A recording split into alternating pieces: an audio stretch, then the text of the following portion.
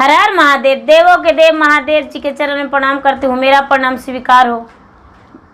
गुरु भाई बहन, मैं एक कथा सुनाने जा रही हूँ। इस कथा को पूरा सुनिए और रहस्य जानिए। आधी नहीं, आधी सुनने में शिव गुरु का अपमान होती है, पूरा सुनने में ज्ञान। इसलिए कथा को पूरा सुनिए और रहस्य जानिए। तो गुरु भाई बहना, एक कहानी है एक नाग और सौतेली माँ और बेटी की। देखिए सौतेली माँ अपने सौतेली बेटी के साथ क्या करती है। गुरु भाई बहना, एक राजा थे और एक रानी थी। राजा के राज बड़े खुशी से चल रहा था। उनका घर परिवार बहुत अच्छे से चल रहा था। उनका राज में कोई दुख दर्द नहीं था। राजा साहब अपने पत्नी के साथ बड़े खुशी से जीवन व्यतीत कर रहे थे और उनका समय बहुत अच्छा से चल रहा था। उनका घर में खुशियां ही खुशियां था, कोई तकलीफ नहीं था। तो लोग कहते हैं गुरु भाई बहन कि खुशी का पल बहुत कम रहते हैं। तो भला राजा थे तो कैसे ज्यादा दिन खुश रहते। गुरु भाई बहना, एक कन्या जन्म ली और राजा के पत्नी का मृत्यु हो गया। राजा के पत्नी का मृत्यु हो गया तो राजा अपने जिंदगी में बड़ी मुश्किल झेलने लगे। बड़ी मुश्किलों के साथ, बड़े दुख के साथ अपना जीवन व्यतीत करने लगे। गुरु भाई बहना, जब उन्हें दर्द होने लगा, तकलीफ होने लगा तो कहने लगे लोग, मंत्री उनका, कि हे राजन, आप विवाह कर लीजिए, आपका जीवन धन हो जाएगा और सुखी जीवन बीतेगा, आप विवाह कर लीजिए। राजा कहते हैं ठीक है, विवाह कर लेंगे। राजा साहब विवाह का घोषणा कर दिए। एक अच्छी कन्या ढूंढकर मंत्री पता करके और राजा को विवाह करवा दिए। गुरु भाई बहना, राजा का विवाह हो गया। पत्नी घर में आ गई। राजा बड़े खुश रहने लगे अपने पत्नी के साथ। जो पत्नी थी राजा के सामने लाड प्यार देती अपने बेटी को, लेकिन राजा के ना होने पर कोई लाड प्यार नहीं देती थी। गुरु भाई बहना, उसे लगता था यही कि ये मेरा कौन है। किसी ने जन्म दे के चली गई है तो क्या इसके पोषण पालन हम करेंगे। लेकिन गुरु भाई बहना, कुछ ही दिन बाद वो रानी गर्भवती रह गई। इसका विरोध से एक कन्या जन्म ली। जब एक कन्या जन्म ली तो दोनों उसी घर में बढ़ने लगी, पलने लगी, धीरे धीरे बड़ी होने लगी। जब राजा की दूसरी पत्नी का बेटी जो थी वो बड़ी होने लगी तो राजा साहब स्कूल भेजाने लगे। लेकिन पहली पत्नी का बेटी का चूल्हा चौका धरा दिए और भोजन बनवाने लगे। वो लड़की भोजन की तैयारी करती थी, बर्तन धोती थी, झाड़ू लगाती थी, दिन भर पूरे घर के काम किया करती थी। लेकिन ये जो दूसरी घर की बेटी थी, दूसरी पत्नी के, वो घर के कोई काज नहीं करती थी। गुरु भाई बहना, धीरे धीरे दोनों बड़ी हो गई। शादी का योग हो गई। अब सौतेली माँ कहती है दोनों शादी लायक हो गई है। राजा साहब, लोग मुझे चलने नहीं देते हैं, निकलने नहीं देते हैं, आप विवाह कर दीजिए बेटी का। राजा बोले तो हाँ, शादी तो करना है। ये पत्नी कहती है राजा साहब विवाह तो करेंगे, लेकिन पत्नी का इसका विवाह कैसे करेंगे। एक सर्प से इसका विवाह करना है। राजा बड़े मुश्किल में फंस गए और कहते हैं कि इसका विवाह सर्प से कैसे हो सकता है। आखिर सर्प कौन है जो मेरा बेटी से विवाह करेगा। नहीं, ऐसा नहीं हो सकता है, सर्प से विवाह नहीं करेंगे। ये रानी कहती है हे प्रभु, आप यदि सर्प से विवाह नहीं कीजिएगा इसको तो हम आपके सामने अपना जीवन हथ देंगे, जीवन बर्बाद कर देंगे। राजा सोचते हैं ठीक है, ये जो लड़की थी भगवान के पुजारी थी, भोलेनाथ के पूजा किया करती थी। अब भोलेनाथ और पार्वती आपस में फैसला करते हैं कि ये जो है ये कहती है कि सर्प से विवाह करेंगे। तो इसके लिए तो एक सुंदर राजकुमार को मुझे नाग बनाना पड़ेगा और बना के एक स्थान पे रखना पड़ेगा, क्योंकि सर्प से विवाह तो उसी तरह हो सकता है, ऐसे नहीं। किसी सफेरा के पास वो चला जाएगा और सर्प ले आएगा, विवाह कर देगा, लेकिन नाग उसको डांस लेगा तो नाग वो मर जाएगी। माता पार्वती कहते हैं, हाँ महादेव जी यही कीजिए। ये राजा जो थे, राजा खुद अपने से निकल गए रिश्ता के लिए, इधर उधर घूमे, लेकिन उनका सर्प नहीं मिला। गुरु भाई बहना, एक टीला था, ऊंचा था। बाद वन में जो टीला रहता है वही टीला था, बहुत ऊंचा था। महादेव का रचना रचा गया। वहां पे सर्प अपना गिड़ुरी मार के बैठ गया फान छोड़कर। ये राजा देखे कि दूर से झलक रहा है कुछ। राजा साहब वहां पहुंच गए तो देखते हैं एक नाग है। वो नाग से कहते हैं कि हे नागदेव, हम आपके पास आए हैं। नाग कहते हैं कि आप क्यों और किस लिए आए हैं मेरे पास? मेरे पास तो आज तक कोई नहीं आए, हजारों वर्ष मुझे हो गया है, आप क्यों आए हैं? ये राजा कहते हैं, हे नागदेव, मेरा एक कन्या है, उस कन्या से आपको विवाह करना होगा। ये नागदेव कहते हैं कि नहीं तो मेरा हाथ है,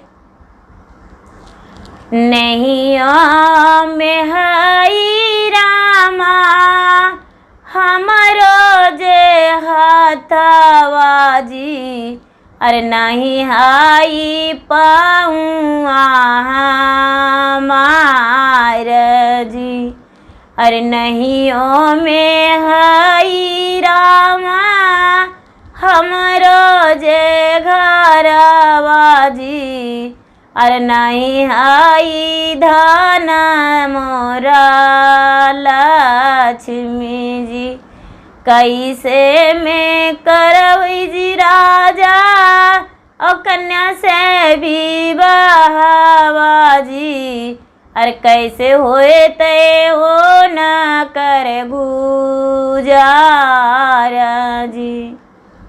राजा कहते हैं, हाथ तोरा जोड़ी अरे नगवा गोड़ तोरा पारी रे, अरे सुन ले ही मीनाती हमार रे, मोरो रे तीरी अवर नगवा हमारी हारी गए ले जी, अरे आई गेलई दूसरे तीरिया जी, हमरो जे कन्या रे नगवा माता है सौतेलिया जी, अरे उनके के हुई बचन जी। अपना दुख भरी बातों राजा सुना दिए। नाग तैयार हो गया गुरु भाई बहन, नाग तैयार हो गया और बोला, ठीक है राजन, हम आपके बेटी से विवाह करने के लिए तैयार हैं, लेकिन कौन दिन का आपके द्वार पर पहुंचना है वो बता दीजिए।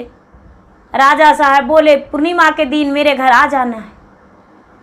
बोले ठीक है, आप जाओ, आपका नली है, नली साफ कर दीजिएगा और आंगन में एक प्रात में सिंदूर रख दीजिएगा और एक तेगा और एक बर्तन में दूध और एक में लवा। बोले ठीक है। राजा वहां से लौट आए और लौटकर घर आ गए। घर आ गए तो कहने लगे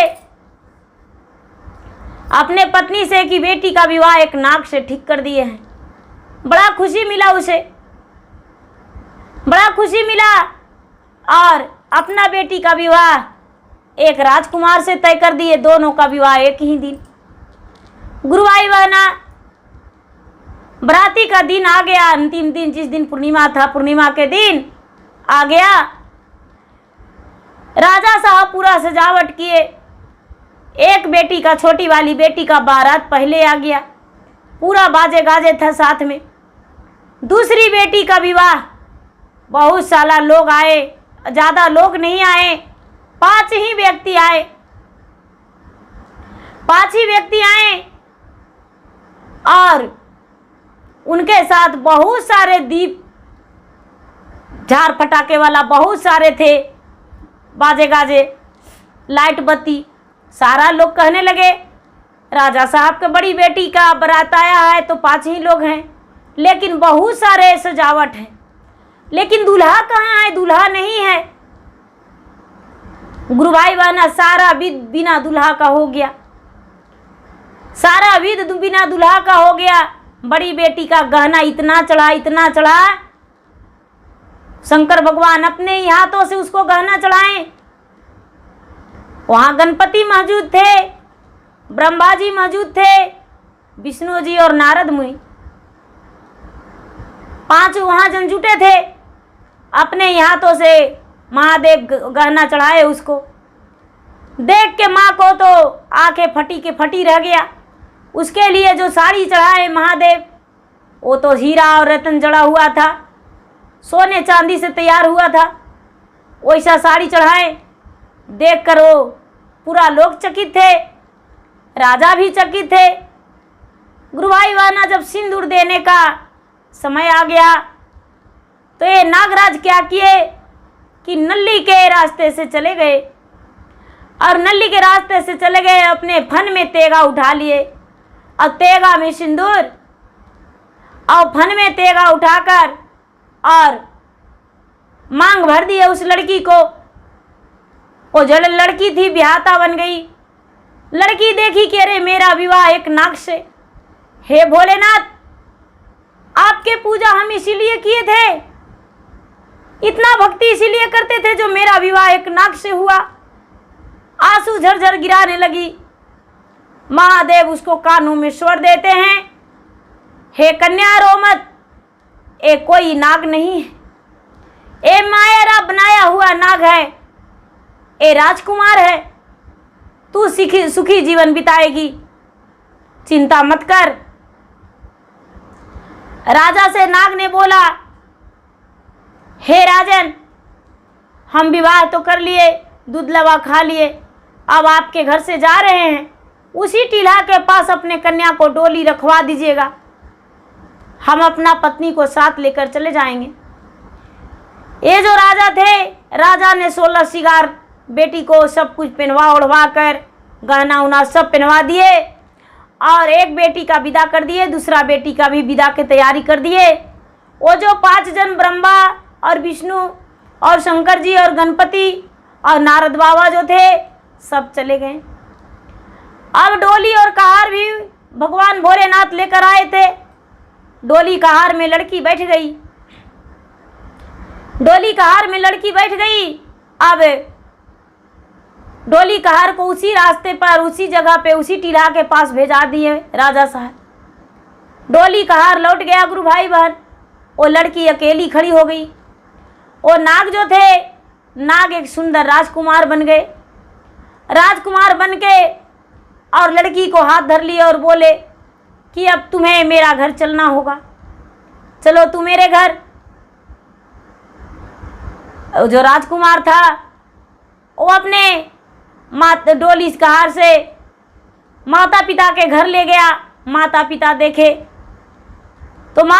देखे तो बड़े खुशी मिला कि मेरा बेटा ने विवाह कर लिया एक सुंदर राजकुमारी से।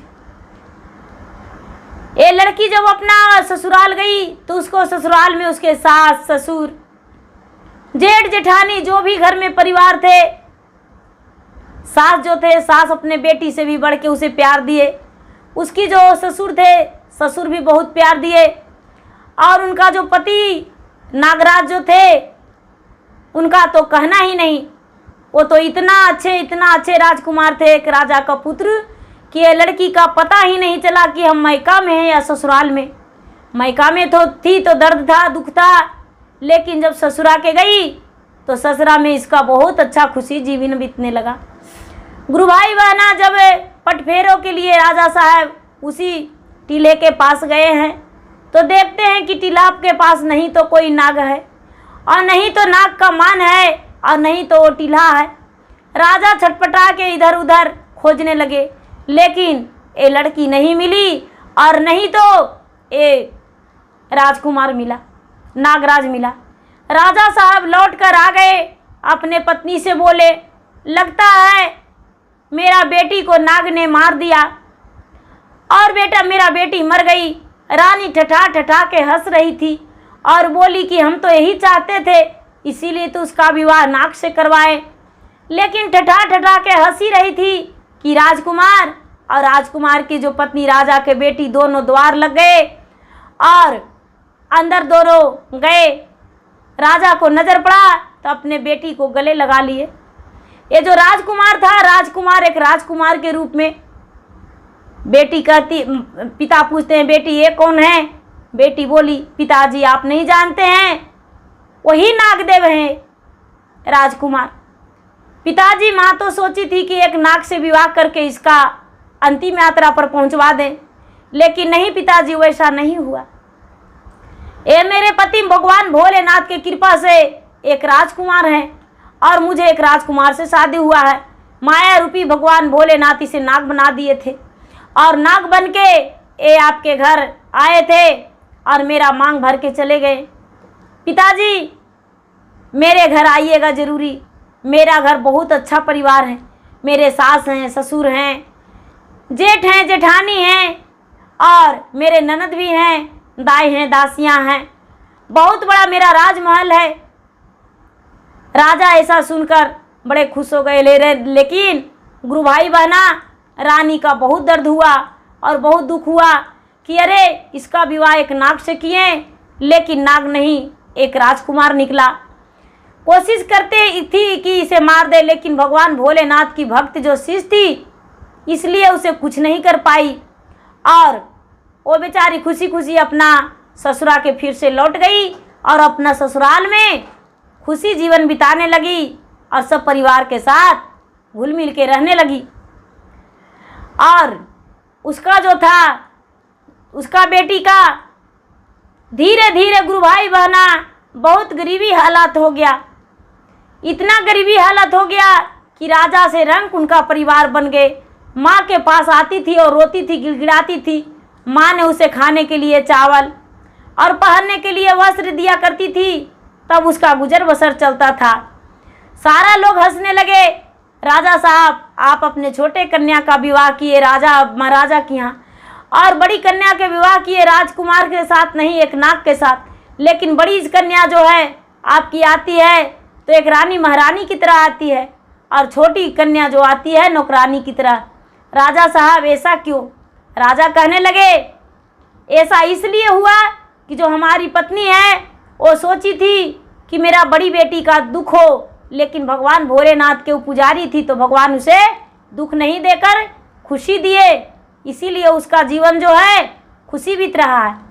तो गुरु भाई बहन, मेरा वीडियो अच्छा लगे तो इसे लाइक कीजिए, शेयर कीजिए, सब्सक्राइब कीजिए। धन्यवाद। हर हर महादेव, घर घर महादेव।